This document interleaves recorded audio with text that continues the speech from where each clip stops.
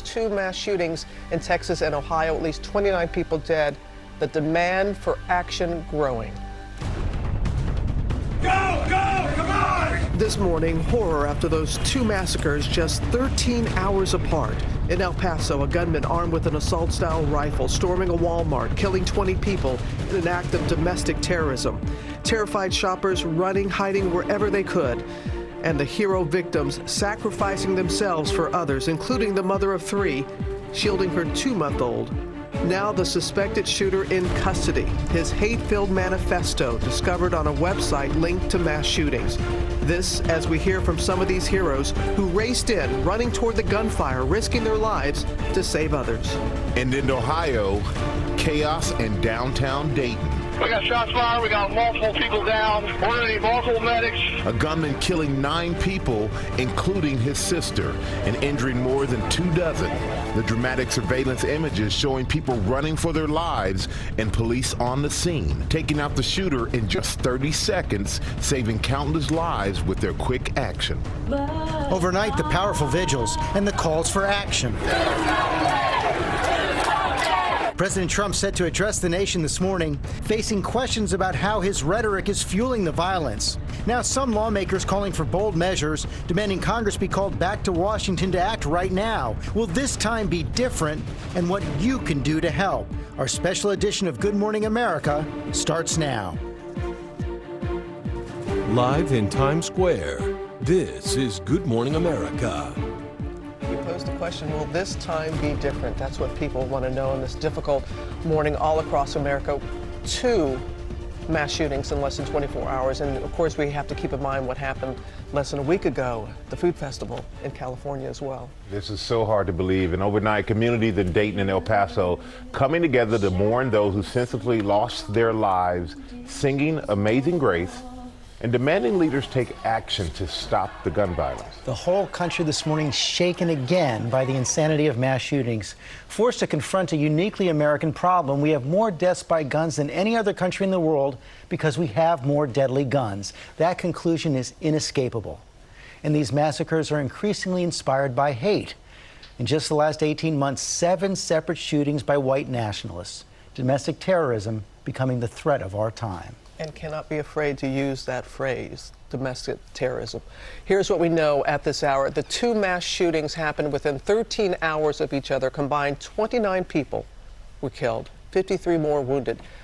The flag at the White House is flying at half-staff until sunset on Thursday, honoring the many victims. And we are live on the scene of both tragedies. World News Tonight anchor David Muir starts us off. He's there in El Paso. Good morning, David. Robin, good morning. As you know, we have been to so many of these mass shootings, and it's really impossible to describe anymore what it's like talking with families whose lives have been destroyed by these shootings. There was a young mother in this Walmart here behind me.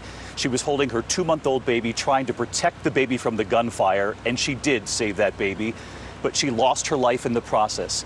The father was killed too. That means there are 3 children without parents, and that's just one family alone.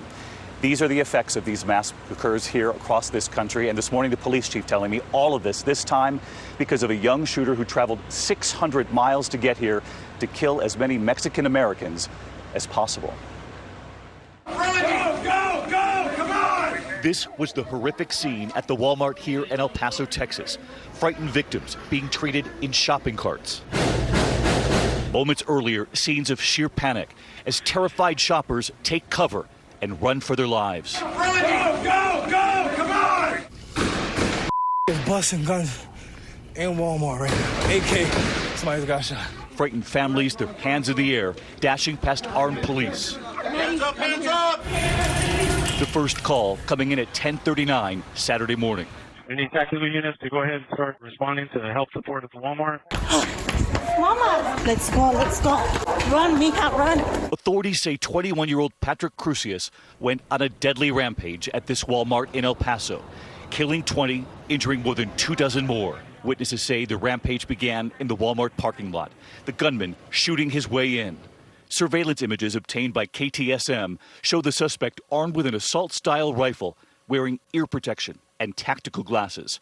And authorities say the assault rifle, similar to an AK-47 and several magazines, were recovered at the scene. The store was packed with thousands of shoppers. Many of the families were looking for back-to-school supplies. He shot 8 rounds. I had to pretend I was dead.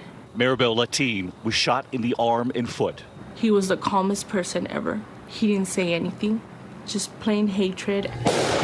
Shoppers crawling on their stomachs, seeking shelter wherever they could. Situation, needless to say, is a horrific one. Adria Gonzalez was shopping with her mother when she heard the gun go off. He just started to shoot everyone. Just started to shoot, and what I did, my first instinct was to get people out of there. About 20 minutes after that first shot was fired, police apprehending the suspect just a few blocks from the scene. Authorities are now hunting for clues for a motive behind the bloodshed, and authorities now believe the killer was fueled by hate. Right now we have a manifesto from this individual that indicates to some degree it has a nexus to potential hate crime. Law enforcement telling ABC News the shooter is from Allen, Texas, 600 miles away from El Paso, nearly a 10-hour drive. The mall here in El Paso is just 5 miles from the U.S.-Mexico border. I spoke with the police chief about the possible motive. But he came here to El Paso, 600 miles. Right. Was it the makeup of this community? Was it your proximity to the border? I think both. There was the story of a young mother, 25-year-old Jordan Anchondo, who was killed while protecting her 2-month-old son. In the hours after, the family pleading for help, trying to locate the husband, the father of the boy, Andre. And right before I spoke with the family, they received the heartbreaking news that the boy's father had also been killed. As a family now, they want to keep the couple's 3 children together. I think together as a family we'll remind them who their parents were, what they did for them, the love they had for them, and clearly displayed the ultimate sacrifice for them. And Edie Halbert making this desperate plea for help in finding her 86-year-old mother. I got tired of waiting, and I just want to know where my mom is. This morning, we have learned that her mother, Angie Ellsby, was identified as among those who were killed. Also among the dead, 15-year-old Javier Rodriguez. The soccer-loving local teen was set to start his sophomore year in high school. We also spoke to Private First Class Glendon Oakley, who was being hailed a hero this morning. The off-duty soldier was shopping in a sporting goods store when a child, just 5 or 6, suddenly ran up to him. Just came in and just said that it was an active shooter, and, we didn't believe him. And when he heard the gunfire and saw the chaos, Oakley sprung into action, grabbing as many of the children who were running on their own as he could. I would want somebody to protect my child if I was there, if you know him or not. And overnight here, El Paso strong, the community coming together, all seeking hope, comfort, and seeking change in the wake of this unspeakable tragedy. And that was really one of the incredible things we learned on the scene here, that in the chaos, there were so many children running from that Walmart, leaving their families behind, just knowing instinctually that they had to run to safety. This is still a very active crime scene here this morning. They removed the final bodies from the Walmart here behind me just in the last couple of hours. Here locally, they've already talked about capital murder charges. Federal authorities on the scene say they will treat this as a domestic terrorism case. They're looking at hate crime charges. And Robin, I can tell you, the police chief telling me here that in questioning the suspect already, many of the things he has said reflect those writings that they're pouring through even as we're on the air this morning.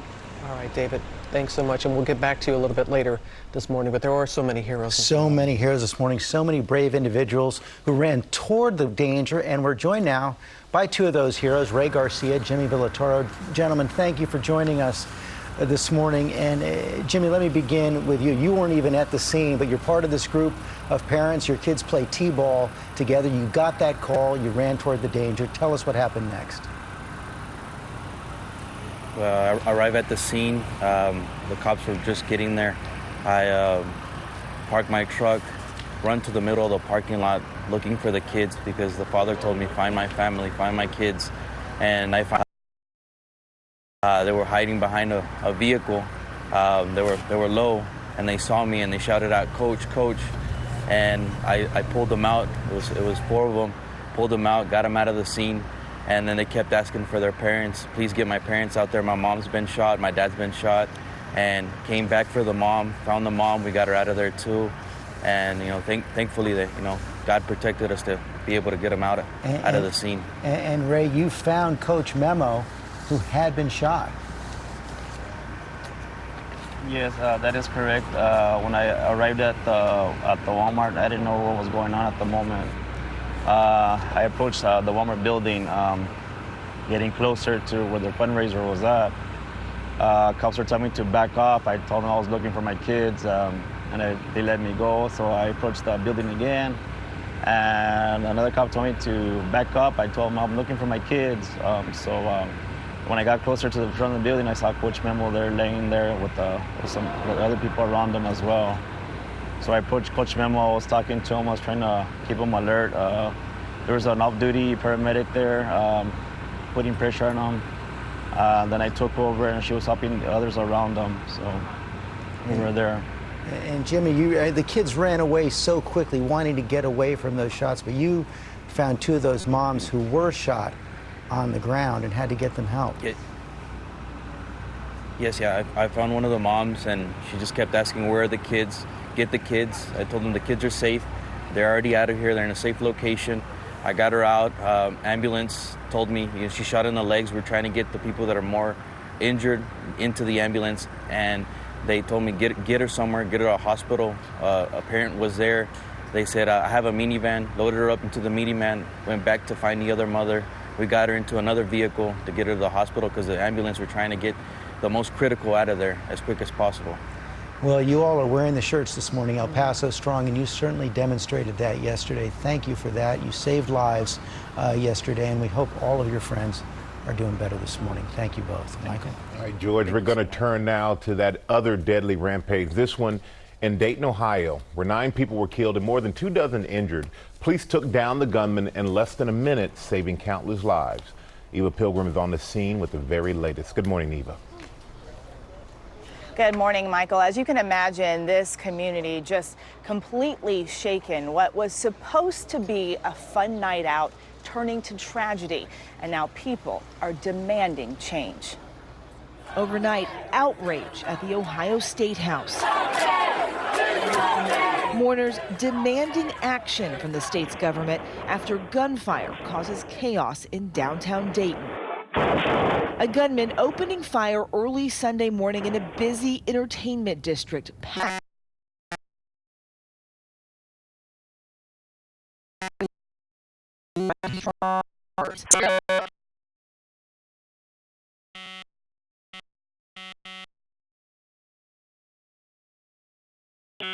Multiple medics. Calls for help coming in just after 1 Sunday morning. This surveillance video showing people running for their lives. We got several down. We have looks like 9 or 10 shot. Alexandra Lark was standing in line to get into Ned Peppers when she came within feet of the gunman. He had on all black SWAT gear with a hat, a little black mask that goes across your face, and like a black, almost AK kind of type gun. Within 30 seconds, police on the scene, killing the suspect, seen here.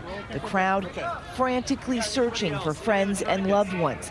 First responders and Good Samaritans treating victims on the street. James Williams and Holly Redmond were 2 of many who rushed out to help. The hardest part is when they say stop, don't do there's nothing you can do. Redmond, who's CPR certified, immediately started helping perform CPR on one of the victims. It was me and a girl, and then a guy took over, and he did the chest compressions. I let her hold the wound, and then I just breathed in his breath. The alleged shooter identified as 24-year-old Connor Stephen Betts, killed by police. 26 people in the hospital this morning. At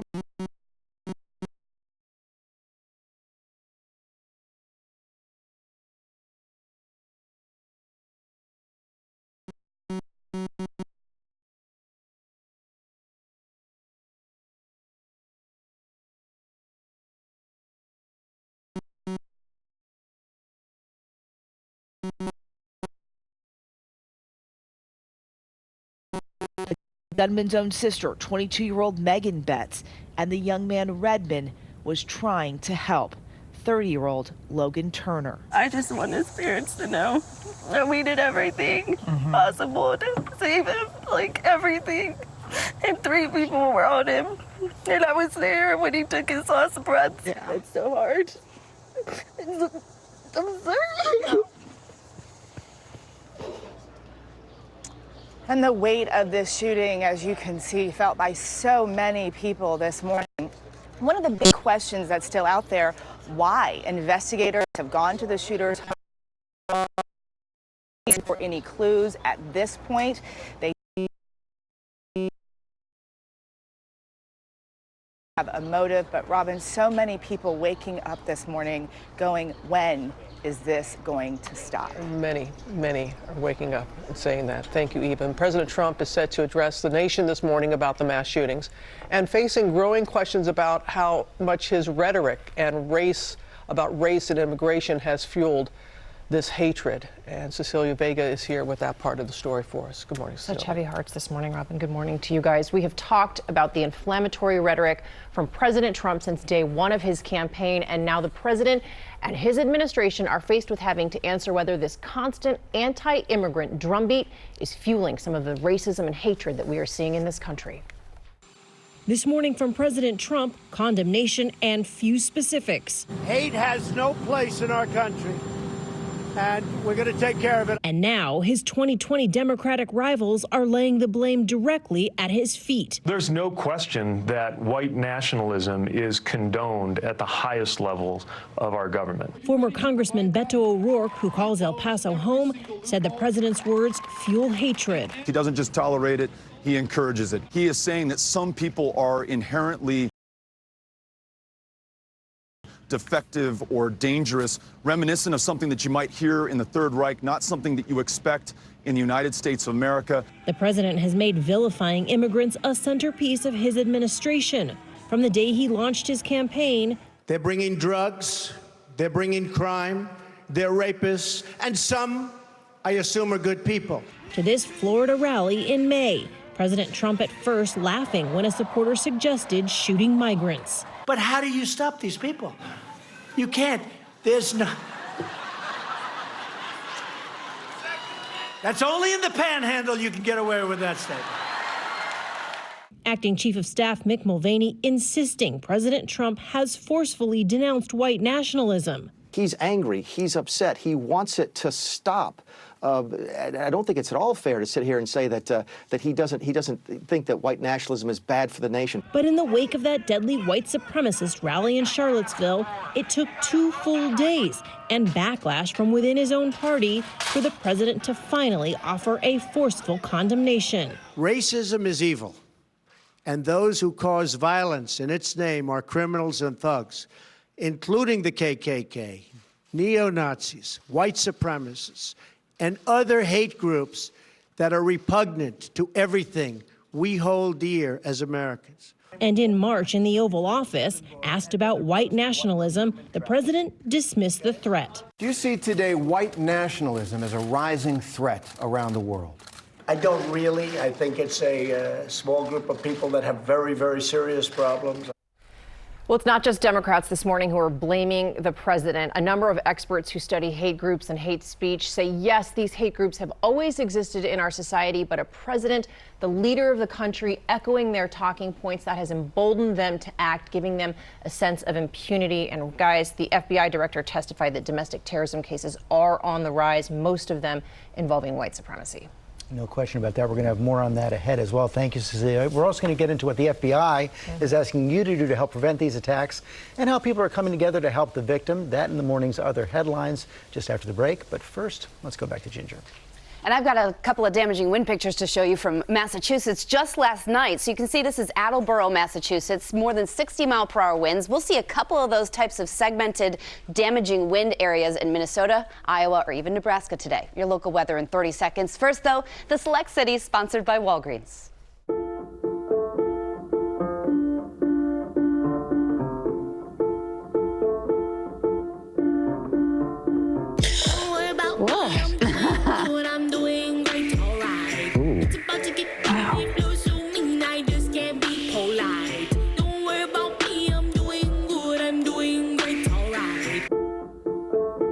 Walgreens, save your skin today.